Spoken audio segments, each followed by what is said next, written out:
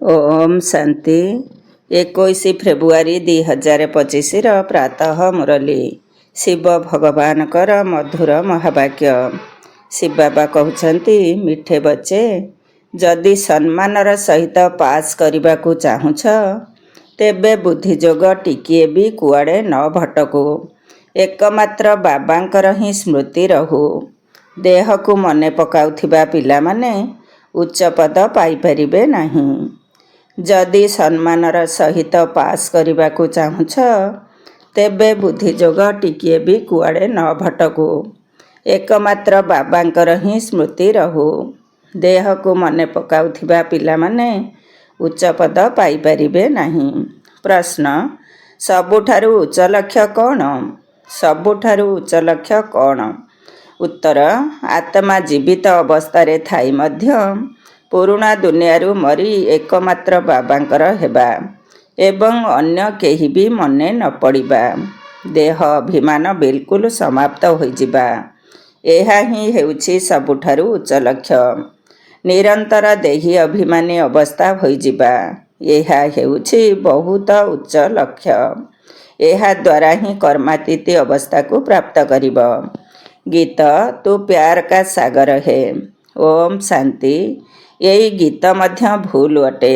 स्नेहर सागर बदल रे ज्ञानर सागर हेबा दरकार। स्नेहर कौनसी लोटा न थाए। लोटा गंगाजल इत्यादि थाए। तेबे यह हेउछि भक्ति मार्गर महिमा। यह भूल एवं ताहा ठीक। बाबा प्रथमे प्रथमे तो ज्ञानर सागर अटंती। जदि संतान मानक भितरे अल्प किछि भी ज्ञान अछि तेबे बहुत उच्च पद प्राप्त करुछंती।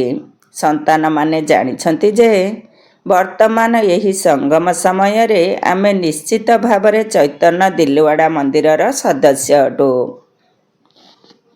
ताहा हेउछि जड़ दिलवाड़ा मंदिर एवं यहा हेउछि चैतन्य दिलवाड़ा। एहा मध्य आश्चर्यजनक अटे ना।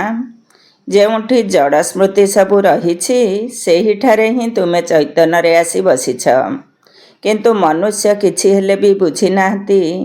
आगकू गले बुझिबे जे एहा प्रकृत रे ईश्वरीय विश्वविद्यालय अटे। एठारे भगवान पाठ पढ़ाउछंती। एहा ठारू बड़ यूनिवर्सिटी आउ केही होई परिबे नाही। एवं एकथा मध्य बुझिपारिबे जे ये तो वास्तव रे चैतन्य दिलवाड़ा मंदिर अटे। यही दिलवाड़ा मंदिर तुमर अविकल स्मृति अटे। उपरे बा छातरे सूर्यवंशी चंद्रवंशी मानकर नमूना रहिछि। तले आदिदेव आदिदेवी एवं संतान माने तपस्या बसिछंती। तांकर नाम हेउछि ब्रह्मा। पुणी सरस्वती हेउछंती ब्रह्मा को कन्या। प्रजापिता ब्रह्मा जेहेतु अछंती तेणु निश्चय गोपगोपी माने मध्य थिबे ना। ताहा हेउछि जड़ चित्र। जेउ माने एठाकू आसी अभिनय करी चली जाइछंती तांकर पुणी चित्र तैयारी होइछि। जदि केही मृत्युवरण करिथांती तेबे तुरंत तांकर चित्र तैयारी करी देइथांती। तांकर पोजिशन जीवन कहानी विषय रे किछि भी जणा न थाए। जदि आकुपेशन बा वृत्ति लेखा नथिबो तेबे सही चित्र कौनसी कामर नुहे। जदि आकुपेशन जणा थिबो तेबे जणा पड़ी जिवो जे अमुक ये कर्तव्य करिछंती। एबे एठारे जेउ देवता मानकर मंदिर रहिछि तांकर आकुपेशन बायोग्राफी विषय रे काहाकू जणा नाही। उच्चरु उच्च शिव बाबा केही भी जानी नाहंती। एबे तुमे माने समस्तंकर बायोग्राफी बा जीवन कहानी को जानुछ। मुख्य मुख्य किए जेउ माने एठाकू आसी पाठ करी चली जाइछंती जाहाकर पूजा करुछ। उच्चरु उच्च हेउछंती भगवान। शिवरात्रि मध्य पालन करुछंती तेणु निश्चय तांकर अवतरण होइछि। किंतु केबे हेला सिए कोण आसी कले एकथा काहाकू भी जणा नाही। शिवंक साथी रे ब्रह्मा अछंती आदिदेव एवं आदिदेवी। तेबे सेमाने किए एते भुजा काहेकि देइछंती? काहेकि ना आत्मा मानकर संख्या वृद्धि होइथाए। ପ୍ରଜାପିତା ବ୍ରହ୍ମାଙ୍କ ଠାରୁ ଆରମ୍ଭ କରି ଏପର୍ଯ୍ୟନ୍ତ କେତେ ବୃଦ୍ଧି ହୋଇଛି। ବ୍ରହ୍ମାଙ୍କ ପାଇଁ ହିଁ କହୁଛନ୍ତି 100 ଭୁଜା 1000 ଭୁଜାଧାରୀ। ବିଷ୍ଣୁ ବା ଶଙ୍କରଙ୍କ ପାଇଁ ଏତେ ଭୁଜା କହିବେ ନାହିଁ। ବ୍ରହ୍ମାଙ୍କ ପାଇଁ କାହିଁକି କହୁଛନ୍ତି? ଏହା ପ୍ରଜାପିତା ବ୍ରହ୍ମାଙ୍କର ହିଁ ପୁରା ବଂଶାବଳୀ ଅଟେ ନା। ଏହା କୌଣସି ବାହୁର କଥା ନୁହେଁ। ଯଦିଓ ସେମାନେ କହୁଛନ୍ତି 1000 ଭୁଜାବାଲା ବ୍ରହ୍ମା, କିନ୍ତୁ ଅର୍ଥ କିଛି ବି ବୁଝୁନାହାନ୍ତି। ଏବେ ତୁମେ ବାସ୍ତବରେ ଦେଖ ବ୍ରହ୍ମାଙ୍କର କେତେ ଭୁଜା ରହିଛ। ଇଏ ହେଉଛି ବେହଦର ଭୁଜା। ପ୍ରଜାପିତା ବ୍ରହ୍ମାକୁ ତ ସମସ୍ତେ ମାନୁଛନ୍ତି, କିନ୍ତୁ ଆକୁପେଶନକୁ ଜାଣିନାହାନ୍ତି।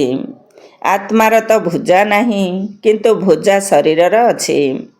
ଏତେ କୋଟି କୋଟି ଆତ୍ମା ଅଛନ୍ତି, ତେଣୁ ତାଙ୍କର ଭୁଜା କେତେ ହେଲା? କିନ୍ତୁ ପ୍ରଥମେ ଯେତେବେଳେ କିଏ ଭଲ ଭାବରେ ଜ୍ଞାନକୁ ବୁଝିଯିବେ, ତେବେ ପରେ ତାଙ୍କୁ ଏଇ କଥା ଶୁଣାଇବ। ପ୍ରଥମ ଏବଂ ମୁଖ୍ୟ କଥା ହେଲା ଗୋଟିଏ। ବାବା କହୁଛନ୍ତି, ମୋତେ ମନେ ପକାଅ ଏବଂ ବର୍ଷାକୁ ମନେ ପକାଅ। ପୁଣି ଜ୍ଞାନର ସାଗରଙ୍କ ମଧ୍ୟ ଗାୟନ ରହିଛି। ବାବା କେତେ ଅଥାହ ପଏଣ୍ଟସ୍ ଶୁଣାଉଛନ୍ତି। ଏତେ ସବୁ ପଏଣ୍ଟସ୍ ତ ମନେ ରହିପାରିବ ନାହିଁ। କେବଳ ତନ୍ତ ଅର୍ଥାତ୍ ସାର ବୁଦ୍ଧିରେ ରହିଯାଉଛି। ତେବେ ଶେଷ ସମୟରେ ସାରାଂଶ ରହିଯାଉଛି ମନ୍ମନା ଭବ। ଜ୍ଞାନର ସାଗର ଶ୍ରୀକୃଷ୍ଣଙ୍କୁ କୁହାଯାଇପାରିବ ନାହିଁ। ସିଏ ହେଲେ ରଚନା, ରଚୟିତା ଏକମାତ୍ର ବାବା ହିଁ ଅଟନ୍ତି। ବାବା ହିଁ ସମସ୍ତଙ୍କୁ ବର୍ଷା ଦେବେ, ଘରକୁ ନେଇଯିବେ। ବାବାଙ୍କର ତଥା ଆତ୍ମାମାନଙ୍କର ଘର ହେଉଛି ହିଁ ସାଇଲେନ୍ସ ହୋମ୍ ବା ଶାନ୍ତିଧାମ। ବିଷ୍ଣୁପୁରୀକୁ ବାବାଙ୍କର ଘର କୁହାଯିବ ନାହିଁ। ବ୍ରହ୍ମଲୋକକୁ ଘର କୁହାଯିବ, ଯେଉଁଠି ଆତ୍ମାମାନେ ରହିଥାନ୍ତି। ଏହିସବୁ କଥାକୁ ବୁଦ୍ଧିମାନ ସନ୍ତାନମାନେ ହିଁ ଧାରଣ କରିପାରିବେ। ଏତେ ସବୁ ଜ୍ଞାନ କାହାର ବୁଦ୍ଧିରେ ମନେ ରହିପାରିବ ନାହିଁ ନା। ଏତେ ସବୁ କାଗଜରେ ମଧ୍ୟ ଲେଖାଯାଇପାରିବ। ଯଦି ସବୁ ମୁରଲୀକୁ ବି ଏକାଠି କରିବ, ତେବେ ସାରା ହଲ୍ ଭରିଯିବ। ଏହି ଦୁନିଆର ପାଠପଢ଼ାରେ ମଧ୍ୟ କେତେ ଢେର ବହି ସବୁ ରହିଛି। ପରୀକ୍ଷା ପାସ୍ କରିନେଲେ ପୁଣି ପାଠର ସାରାଂଶ ବୁଦ୍ଧିରେ ରହିଯାଇଥାଏ। ଯଦି ବାରିଷ୍ଟରୀ ପରୀକ୍ଷାରେ ପାସ୍ କରିଗଲ, ତେବେ ଗୋଟିଏ ଜନ୍ମ ପାଇଁ ଅଳ୍ପକାଳ ସୁଖ ମିଳିଯାଉଛି। ତାହା ହେଉଛି ବିନାଶୀ ରୋଜଗାର। ଭବିଷ୍ୟତ ପାଇଁ ତୁମକୁ ବାବା ଅବିନାଶୀ ରୋଜଗାର କରାଉଛନ୍ତି। ବାକି ଯେଉଁ ସବୁ ଗୁରୁ ଗୋସାଇଁ ଆଦି ଅଛନ୍ତି, ସେମାନେ ସବୁ ବିନାଶୀ ରୋଜଗାର କରାଉଛନ୍ତି। ଯେତିକି ବିନାଶ ପାଖେଇ ଆସିବ, ରୋଜଗାର ସେତିକି କମ୍ ହୋଇ ଚାଲିବ। ତୁମେ କହିବ ରୋଜଗାର ତ ବଢ଼ି ଚାଲିଛି, କିନ୍ତୁ ନା, ଏସବୁ ତ ସମାପ୍ତ ହୋଇଯିବ। ପୂର୍ବରୁ ରାଜାମାନଙ୍କର ରୋଜଗାର ଚାଲୁଥିଲା, ବର୍ତ୍ତମାନ ତ ସେମାନେ ବି ନାହାନ୍ତି। ତୁମର ରୋଜଗାର ତ ବହୁତ ସମୟ ଚାଲୁଛି। ତୁମେ ଜାଣିଛ, ଏହା ହେଉଛି ବନାବନାୟା ବା ପୂର୍ବ ପ୍ରସ୍ତୁତ ଡ୍ରାମା, ଯାହାକୁ ଦୁନିଆରେ କେହି ଜାଣିନାହାନ୍ତି। ତୁମମାନଙ୍କ ଭିତରେ ମଧ୍ୟ ନମ୍ବରବାର ବା କ୍ରମାନୁସାରେ ଅଛନ୍ତି, ଯେଉଁମାନଙ୍କୁ ଏହି ଜ୍ଞାନର ଧାରଣା ହେଉଛି। କେହି କେହି ତ କିଛି ବି ବୁଝାଇ ପାରୁନାହାନ୍ତି। କେହି କେହି କହୁଛନ୍ତି, ଆମେ ମିତ୍ର ସମ୍ବନ୍ଧୀମାନଙ୍କୁ ବୁଝାଉଛୁ। ତେବେ ତାହା ମଧ୍ୟ ଅଳ୍ପକାଳର କଥା ହେଲା ନା। ଅନ୍ୟମାନଙ୍କୁ ପ୍ରଦର୍ଶନୀ ଆଦି କାହିଁକି ବୁଝାଉନାହଁ? କାରଣ ସେମାନେ ଜ୍ଞାନକୁ ପୂରା ଧାରଣ କରିନାହାନ୍ତି। ନିଜକୁ ମିଆଁ ମିଠୁ ତ ଭାବିବା ଉଚିତ ନୁହେଁ ନା। ସର୍ଭିସର ସଉକ ଅଛି, ତେଣୁ ଯେଉଁମାନେ ଭଲ ଭାବରେ ବୁଝାଉଛନ୍ତି, ତାଙ୍କର ଶୁଣିବା ଦରକାର। ବାବା ଉଚ୍ଚରୁ ଉଚ୍ଚ ପଦ ପ୍ରାପ୍ତ କରାଇବା ପାଇଁ ଆସିଛନ୍ତି, ତେଣୁ ପୁରୁଷାର୍ଥ କରିବା ଦରକାର ନା। କିନ୍ତୁ ଯଦି ଭାଗ୍ୟରେ ନାହିଁ, ତେବେ ଶ୍ରୀମତ ମଧ୍ୟ ମାନୁନାହାନ୍ତି। ପୁଣି ପଦଭ୍ରଷ୍ଟ ହୋଇଯାଉଛି। ଡ୍ରାମା ପ୍ଲାନ ଅନୁସାରେ ରାଜଧାନୀ ସ୍ଥାପନ ହେଉଛି। ସେଥିରେ ସବୁ ପ୍ରକାରର ପଦଧାରୀ ରହିବେ ନା। ତୁମେ ସନ୍ତାନମାନେ ବୁଝିପାରିବ ଯେ କିଏ ଭଲ ପ୍ରଜା ହେବେ, କିଏ କମ୍। ବାବା କହୁଛନ୍ତି, ମୁଁ ତୁମକୁ ରାଜଯୋଗ ଶିଖାଇବା ପାଇଁ ଆସିଛି। ଦିଲ୍ଲୀୱାଡ଼ା ମନ୍ଦିରରେ ରାଜାମାନଙ୍କର ଚିତ୍ର ରହିଛି ନା। ଯେଉଁମାନେ ପୂଜ୍ୟ ହେଉଛନ୍ତି ସେହିମାନେ ହିଁ ପୁଣି ପୂଜାରୀ ହେଉଛନ୍ତି। ରାଜା ରାଣୀଙ୍କର ପଦ ତ ଉଚ୍ଚ ଅଟେ ନା। ପୁଣି ଯେତେବେଳେ ବାମ ମାର୍ଗରେ ଆସୁଛନ୍ତି ସେତେବେଳେ ମଧ୍ୟ ରାଜା ଅଥବା ବଡ଼ ବଡ଼ ସାହୁକାର ତ ହେବେ ନା। ଜଗନ୍ନାଥଙ୍କର ମନ୍ଦିରରେ ସମସ୍ତଙ୍କ ମସ୍ତକରେ ମୁକୁଟ ଦେଖାଇଛନ୍ତି, କିନ୍ତୁ ପ୍ରଜାମାନଙ୍କ ମସ୍ତକରେ ତ ମୁକୁଟ ରହିବ ନାହିଁ। ତେବେ ମୁକୁଟଧାରୀ ରାଜାମାନେ ମଧ୍ୟ ବିକାରରେ ଯାଉଥିବା ଦେଖାଇଛନ୍ତି। ସେମାନଙ୍କର ସୁଖ ସମ୍ପତ୍ତି ବହୁତ ଥିବ, କିନ୍ତୁ ସମ୍ପତ୍ତି କମ୍ ବେଶୀ ନିଶ୍ଚିତ ରହିବ। ହୀରାର ମହଲ ଏବଂ ଚାନ୍ଦିର ମହଲ ଭିତରେ ପାର୍ଥକ୍ୟ ତ ରହିଥାଏ। ତେଣୁ ବାବା ସନ୍ତାନମାନଙ୍କୁ କହୁଛନ୍ତି, ଭଲ ପୁରୁଷାର୍ଥ କରି ଉଚ୍ଚପଦ ପାଅ। ରାଜାମାନଙ୍କର ସୁଖ ବେଶୀ ରହିଥାଏ। ସେଠାରେ ସମସ୍ତେ ସୁଖୀ ହୋଇଥାନ୍ତି, ଯେମିତି ଏଠାରେ ସମସ୍ତଙ୍କର ଦୁଃଖ ରହିଛି। ବେମାରୀ ଆଦି ତ ସମସ୍ତଙ୍କୁ ହେଉଛି। ସେଠାରେ ସୁଖ ହିଁ ସୁଖ ରହିବ, କିନ୍ତୁ କ୍ରମାନୁସାରେ ପଦବୀ ତ ରହିଥାଏ। ବାବା ସବୁବେଳେ କହୁଛନ୍ତି ପୁରୁଷାର୍ଥ କରିଚାଲ, ଅବହେଳା କର ନାହିଁ। ତେବେ ପୁରୁଷାର୍ଥରୁ ବୁଝାଯାଏ ଯେ ଡ୍ରାମା ଅନୁସାରେ ଏହାଙ୍କର ସଦ୍ଗତି ଏହି ପ୍ରକାରର ଏତିକି ହିଁ ହେଉଛି। ନିଜର ସଦ୍ଗତି ପାଇଁ ଶ୍ରୀମତରେ ଚାଲିବାକୁ ପଡ଼ିବ। ଯଦି ଶିକ୍ଷକଙ୍କର ମତ ଅନୁସାରେ ଷ୍ଟୁଡେଣ୍ଟ ନ ଚାଲିବ ତେବେ ସିଏ କୌଣସି କାମର ନୁହେଁ। ସେଥିପାଇଁ ନମ୍ବରବାର ପୁରୁଷାର୍ଥ ଅନୁସାରେ ତ ସମସ୍ତେ ରହୁଛନ୍ତି। ଯଦି କେହି କହୁଛନ୍ତି କି ମୁଁ ଏହା କରିପାରିବି ନାହିଁ, ତେବେ ଅନ୍ୟମାନେ କ'ଣ ଶିଖିବେ? ତେଣୁ ତୁମେମାନେ ସବୁ କିଛି ଶିଖି ଏହିଭଳି ହୁସିଆର ହେବା ଦରକାର, ଯେପରି ସମସ୍ତେ କହିବେ ଇଏ ତ ବହୁତ ଭଲ ବୁଝାଉଛନ୍ତି, କିନ୍ତୁ ବଞ୍ଚି ଥାଉ ଥାଉ ମରି ବାବାଙ୍କର ହେବା, ଅନ୍ୟ କାହାର ସ୍ମୃତି ନ ଆସିବା, ଦେହ ଅଭିମାନରୁ ସମ୍ପୂର୍ଣ୍ଣ ମୁକ୍ତ ହେବା, ଏହା ହେଉଛି ସବୁଠାରୁ ଉଚ୍ଚ ଲକ୍ଷ୍ୟ। ତୁମକୁ ସବୁକିଛି ଭୁଲିବାକୁ ପଡ଼ିବ। ଅବସ୍ଥା ପୁରା ଦେହୀ ଅଭିମାନୀ ହୋଇଯିବା, ଏହା ହିଁ ବହୁତ ବଡ଼ ଲକ୍ଷ୍ୟ ଅଟେ। ସେଠାରେ ଆତ୍ମାମାନେ ଅଶରୀରୀ ହୋଇ ରହିଥାନ୍ତି, ପୁଣି ଏଠାକୁ ଆସି ଦେହ ଧାରଣ କରିଥାନ୍ତି। ଏବେ ପୁଣି ଏଠାରେ ଏହି ଦେହରେ ରହି ମଧ୍ୟ ନିଜକୁ ଅଶରୀରୀ ମନେ କରିବାକୁ ପଡ଼ିବ। ଏହା ବହୁତ ପରିଶ୍ରମର କଥା। ନିଜକୁ ଆତ୍ମା ଭାବି କର୍ମାତୀତ ଅବସ୍ଥାରେ ରହିବାକୁ ପଡ଼ିବ। ସାପର ମଧ୍ୟ ଅକଲ ଅଛି ନା, ପୁରୁଣା ଖୋଳ ଛାଡ଼ି ଦେଇଥାଏ। ତେବେ ତୁମକୁ ଦେହ ଅଭିମାନରୁ କେତେ ଅଲଗା ହେବାକୁ ପଡ଼ିବ। ବ୍ରହ୍ମଲୋକରେ ତୁମର ଦେହୀ ଅଭିମାନୀ ଅବସ୍ଥା ରହିଥାଏ। ଏଠାରେ ଦେହରେ ଥାଇ ମଧ୍ୟ ନିଜକୁ ଆତ୍ମା ମନେ କରିବାକୁ ପଡ଼ିବ। ଦେହ ଅଭିମାନ ସମ୍ପୂର୍ଣ୍ଣ ତୁଟିଯିବା ଦରକାର। ଏହା କେତେ ବଡ଼ ପରୀକ୍ଷା। ଭଗବାନଙ୍କୁ ନିଜେ ଆସି ପାଠ ପଢ଼ାଇବାକୁ ପଡ଼ୁଛି। ଏମିତି ଅନ୍ୟ କେହି ବି କହିପାରିବେ ନାହିଁ କି ଦେହର ସବୁ ସମ୍ବନ୍ଧ ଛାଡ଼ି ମୋର ହୁଅ, ନିଜକୁ ନିରାକାର ଆତ୍ମା ମନେକର। କୌଣସି କଥାର ବି ଅଭିମାନ ନ ରହୁ। ମାୟା ପରସ୍ପରର ଦେହରେ ବହୁତ ଫସାଇ ଦେଇଥାଏ। ସେଥିପାଇଁ ବାବା କହୁଛନ୍ତି, ଏହି ସାକାରଙ୍କୁ ବା ବ୍ରହ୍ମା ବାବାଙ୍କୁ ମଧ୍ୟ ମନେ ପକାଅ ନାହିଁ। ବାବା କହୁଛନ୍ତି, ତୁମକୁ ତ ନିଜର ଦେହକୁ ମଧ୍ୟ ଭୁଲିବାକୁ ପଡ଼ିବ। କେବଳ ଏକ ବାବାଙ୍କୁ ହିଁ ମନେ ପକାଇବାକୁ ପଡ଼ିବ। ଏଥିରେ ବହୁତ ପରିଶ୍ରମ ରହିଛି। ମାୟା ଭଲ ଭଲ ସନ୍ତାନମାନଙ୍କୁ ମଧ୍ୟ ନାମ ରୂପର ବନ୍ଧନରେ ଲଟକାଇ ଦେଇଥାଏ। ଏହି ଅଭ୍ୟାସ ବହୁତ ଖରାପ। ଶରୀରକୁ ମନେ ପକାଇବା, ଏହା ତ ଭୂତଙ୍କୁ ମନେ ପକାଇବା ସଙ୍ଗେ ସମାନ। ସେଥିପାଇଁ ମୁଁ କହୁଛି ଯେ ଏକମାତ୍ର ଶିବ ବାବାଙ୍କୁ ମନେ ପକାଅ। କିନ୍ତୁ ତୁମେମାନେ ପାଞ୍ଚଭୂତକୁ ମନେ ପକାଇ ଚାଲିଛ। ତେବେ ଦେହରେ ବିଲକୁଲ ଆକର୍ଷଣ ରହିବା ଉଚିତ ନୁହେଁ। ବ୍ରାହ୍ମଣୀମାନଙ୍କ ଠାରୁ ମଧ୍ୟ ଶିଖିବା ଦରକାର, ନା କି ତାଙ୍କର ନାମ ରୂପରେ ବାନ୍ଧି ହୋଇଯିବା ଦରକାର। ଦେହୀ ଅଭିମାନୀ ହେବାରେ ହିଁ ପରିଶ୍ରମ ରହିଛି। ବାବାଙ୍କ ପାଖକୁ ବହୁତ ପିଲା ଚାଟ ପଠାଇଥାନ୍ତି, କିନ୍ତୁ ବାବା ତ ସେଥିରେ ବିଶ୍ୱାସ କରୁନାହାନ୍ତି। କେହି କେହି ତ କହୁଛନ୍ତି ଆମେ ଶିବ ବାବାଙ୍କ ବ୍ୟତୀତ ଅନ୍ୟ କାହାକୁ ମନେ ପକାଉ ନାହୁଁ। କିନ୍ତୁ ବାବା ଜାଣିଛନ୍ତି ସେମାନେ ପାଇ ପଇସାର ମଧ୍ୟ ଯୋଗ କରୁନାହାନ୍ତି। ଯୋଗ କରିବାରେ ତ ବହୁତ ପରିଶ୍ରମ ରହିଛି। ପିଲାମାନେ କେଉଁଠି ନା କେଉଁଠି ଫସି ଯାଉଛନ୍ତି। ଦେହଧାରୀଙ୍କୁ ମନେ ପକାଇବା ଏହା ତ ପାଞ୍ଚଭୂତକୁ ମନେ ପକାଇବା ହୋଇଗଲା। ଏହାକୁ ଭୂତ ପୂଜା କୁହାଯାଉଛି। ଭୂତକୁ ମନେ ପକାଉଛନ୍ତି। ଏଠାରେ ତ ତୁମକୁ ଏକମାତ୍ର ଶିବ ବାବାଙ୍କୁ ମନେ ପକାଇବାକୁ ପଡ଼ିବ। ପୂଜା ପାଠର ତ କୌଣସି କଥା ନାହିଁ। ଭକ୍ତିର ଚିହ୍ନବର୍ଣ୍ଣ ମଧ୍ୟ ସମାପ୍ତ ହୋଇଯାଉଛି। ପୁଣି ମୂର୍ତ୍ତିକୁ କାହିଁକି ମନେ ପକାଇବ? ତାହା ମଧ୍ୟ ମାଟିରେ ତିଆରି ହୋଇଛି। ବାବା କହୁଛନ୍ତି ମଧ୍ୟ ଏହା ସବୁ ଡ୍ରାମାରେ ନିର୍ଦ୍ଧାର୍ଯ୍ୟ ହୋଇ ରହିଛି।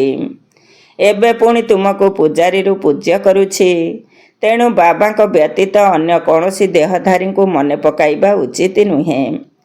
ଆତ୍ମା ଯେବେ ପାବନ ହୋଇଯିବ ତେବେ ଶରୀର ମଧ୍ୟ ପାବନ ମିଳିବ। ବର୍ତ୍ତମାନ ତ ଏହି ଶରୀର ପବିତ୍ର ନୁହେଁ।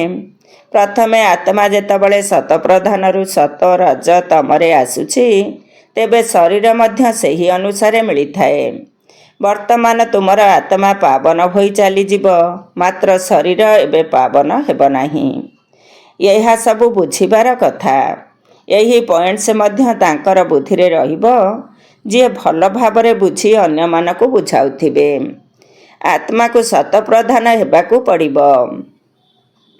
ବାବାଙ୍କୁ ମନେ ପକାଇବାରେ ହିଁ ବହୁତ ପରିଶ୍ରମ ରହିଛି। କାହାର ତ ବାବାଙ୍କର ସ୍ମୃତି ଟିକିଏ ବି ରହୁନାହିଁ। ଯଦି ପାସ୍ ଉଇଥ୍ ଅନର ହେବାକୁ ଚାହୁଁଛ ତେବେ ବୁଦ୍ଧିଯୋଗ ଟିକିଏ ବି କେଉଁଠି ହେଲେ ଭ୍ରମିତ ନ ହେଉ। ଏକମାତ୍ର ବାବାଙ୍କର ହିଁ ସ୍ମୃତି ରହିବା ଦରକାର। କିନ୍ତୁ ପିଲାମାନଙ୍କର ବୁଦ୍ଧିଯୋଗ ଏଣେ ତେଣେ ଭଟକି ଚାଲିଛି। ଯେତେ ଯେତେ ବହୁତଙ୍କୁ ନିଜ ସମାନ କରିବେ ସେତେ ସେତେ ଉଚ୍ଚପଦ ମିଳିବ। ଯେଉଁମାନେ ଦେହକୁ ମନେ ପକାଇଥାନ୍ତି ସେମାନେ କେବେ ହେଲେ ଉଚ୍ଚପଦ ପାଇପାରିବେ ନାହିଁ। ଏଠାରେ ତ ପାସ୍ ଉଇଥ୍ ଅନର ଅର୍ଥାତ୍ ସମ୍ମାନର ସହିତ ପାସ୍ ହେବାକୁ ପଡ଼ିବ। ପରିଶ୍ରମ ବିନା ଏହି ପଦ କିପରି ମିଳିବ?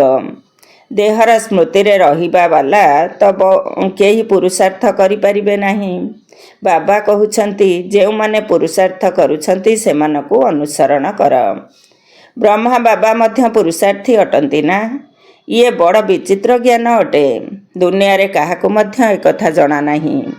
କାହାର ମଧ୍ୟ ବୁଦ୍ଧିରେ ଆସିବ ନାହିଁ ଯେ ଆତ୍ମାର ପରିବର୍ତ୍ତନ କିପରି ହୋଇଥାଏ। ଏସବୁ ଗୁପ୍ତ ମେହନତର କଥା ଅଟେ। ବାବା ମଧ୍ୟ ଗୁପ୍ତ। ତୁମେ ରାଜତ୍ୱ କିପରି ପ୍ରାପ୍ତ କରୁଛ, ଏଥିରେ ଲଢ଼େଇ ଝଗଡ଼ାର କୌଣସି କଥା ନାହିଁ। ଜ୍ଞାନ ଏବଂ ଯୋଗର ହିଁ କଥା। ଆମେ କାହା ସହିତ ଝଗଡ଼ା କରୁନାହୁଁ। ଆତ୍ମାକୁ ପବିତ୍ର କରିବା ପାଇଁ ଏହିପରି ପରିଶ୍ରମ କରିବାକୁ ପଡ଼ିବ। ଆତ୍ମା ଯେତେ ଯେତେ ପତିତ ହୋଇଯାଉଥିବ ଶରୀର ମଧ୍ୟ ସେତିକି ପତିତ ନେଉଥିବ। ପୁଣି ଆତ୍ମାକୁ ପାବନ ହୋଇ ଯିବାକୁ ପଡ଼ିବ। ସେଥିପାଇଁ ବହୁତ ପରିଶ୍ରମ କରିବାକୁ ହେବ। ତେବେ ବାବା ବୁଝିପାରିଥାନ୍ତି ଯେ କିଏ କିଏ କିପରି ପୁରୁଷାର୍ଥ କରୁଛନ୍ତି। ଏହା ହେଉଛି ଶିବ ବାବାଙ୍କର ଭଣ୍ଡାର। ଶିବ ବାବାଙ୍କର ଭଣ୍ଡାରରେ ତୁମେ ସେବା କରୁଛ। ଯଦି ସେବା କରିବ ନାହିଁ ତେବେ ଯାଇ ପାଇ ପଇସାର ପଦ ପାଇବ। ତୁମେମାନେ ବାବାଙ୍କ ପାଖକୁ ସେବା ପାଇଁ ଆସିଛ। ଯଦି ସେବା ନ କରିବ ତେବେ କି ପଦ ମିଳିବ? ବର୍ତ୍ତମାନ ରାଜଧାନୀ ସ୍ଥାପନ ହେଉଛି। ସେଠାରେ ଦାସ ଦାସୀ ଆଦି ମଧ୍ୟ ରହିବେ ନା? ଏବେ ତୁମେ ରାବଣ ଉପରେ ବିଜୟ ପ୍ରାପ୍ତ କରୁଛ। ବାକି ଏଠାରେ ଲଢ଼େଇ ଇତ୍ୟାଦିର କଥା ନାହିଁ। ଏଠାରେ ସମସ୍ତଙ୍କୁ ବୁଝାଯାଉଛି ଯେ ଏହା କେତେ ଗୁପ୍ତ କଥା। ଯୋଗ ବଳ ଦ୍ୱାରା ବିଶ୍ୱର ବାସାଇ ତୁମେ ନେଉଛ। ତୁମେ ଜାଣିଛ ଆମେ ଆମର ଶାନ୍ତିଧାମର ନିବାସୀ ଅଟୁ। ତୁମମାନଙ୍କୁ ସେହି ବେହଦର ଘର ହିଁ ମନେ ଅଛି। ଏଠାକୁ ଆମେ ଅଭିନୟ କରିବା ପାଇଁ ଆସିଛୁ, ପୁଣି ଯାଉଛୁ ନିଜ ଘରକୁ।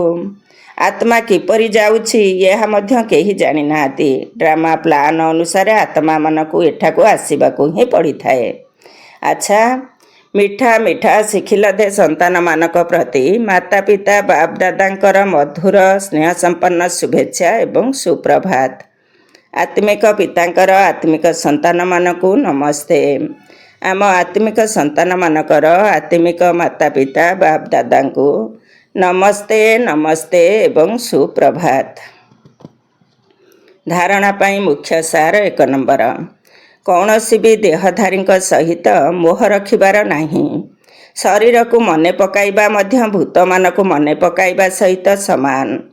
ସେଥିପାଇଁ କାହାର ନାମ ରୂପରେ ପ୍ରଭାବିତ ହେବାର ନାହିଁ। ନିଜର ଦେହକୁ ମଧ୍ୟ ଭୁଲିବାକୁ ହେବ। 2 ନମ୍ବର, ଭବିଷ୍ୟତ ପାଇଁ ଅବିନାଶୀ ରୋଜଗାର ଜମା କରିବାକୁ ହେବ। ଜ୍ଞାନବାନ ହୋଇ ଜ୍ଞାନର ପଏଣ୍ଟ ଗୁଡ଼ିକୁ ବୁଦ୍ଧିରେ ଧାରଣ କରିବାକୁ ହେବ। ଯାହା ସବୁ ବାବା ବୁଝାଉଛନ୍ତି ସେଗୁଡ଼ିକୁ ବୁଝି ଅନ୍ୟମାନଙ୍କୁ ଶୁଣାଇବାକୁ ହେବ। ବରଦାନ, କଳ୍ପ କଳ୍ପର ବିଜୟର ସ୍ମୃତି ଆଧାରରେ ମାୟାରୂପୀ ଶତ୍ରୁକୁ ଆବାହନ କରୁଥିବା ମହାବୀର ବିଜୟୀ ଭବ। କଳ୍ପ କଳ୍ପର ବିଜୟର ସ୍ମୃତି ଆଧାରରେ ମାୟାରୂପୀ ଶତ୍ରୁକୁ ଆବାହନ କରୁଥିବା ମହାବୀର ବିଜୟୀ ଭବ। ମହାବୀର ବିଜୟୀ ପିଲାମାନେ ପରୀକ୍ଷାକୁ ଦେଖି କେବେ ବି ବିଚଳିତ ହୁଅନ୍ତି ନାହିଁ। କାହିଁକି ନା ସେମାନେ ତ୍ରିକାଳଦର୍ଶୀ ହୋଇଥିବା କାରଣରୁ ଜାଣିଛନ୍ତି ଯେ ଆମେ କଳ୍ପକଳ୍ପର ବିଜୟୀ ଅଟୁ। ମହାବୀର ପିଲାମାନେ କେବେ ବି ଏଭଳି କହିପାରିବେ ନାହିଁ ଯେ ବାବା ଆମ ପାଖକୁ ମାୟା ପଠାଅ ନାହିଁ, ମାୟାକୁ ପଠାଅ ନାହିଁ ବା କୃପା କର, ଆଶୀର୍ବାଦ ଦିଅ, ଶକ୍ତି ଦିଅ, ମୁଁ କ'ଣ କରିବି ଜାଣିପାରୁନାହିଁ, ତେଣୁ କୌଣସି ରାସ୍ତା ବତାଅ। ଏହା ମଧ୍ୟ ଦୁର୍ବଳତା ଅଟେ। ତେବେ ମହାବୀର ତ ଶତ୍ରୁକୁ ମଧ୍ୟ ଆବାହନ କରିଥାନ୍ତି ଯେ ଆମ ପାଖକୁ ଆସ, ଯାହାକି ଆମେ ବିଜୟୀ ହେବୁ। ସ୍ଲୋଗାନ, ସମୟର ସୂଚନା ହେଲା ସମାନ ହୁଅ, ସମ୍ପନ୍ନ ହୁଅ। ସମୟର ସୂଚନା ହେଲା ସମାନ ହୁଅ, ସମ୍ପନ୍ନ ହୁଅ। ଓମ୍ ଶାନ୍ତି।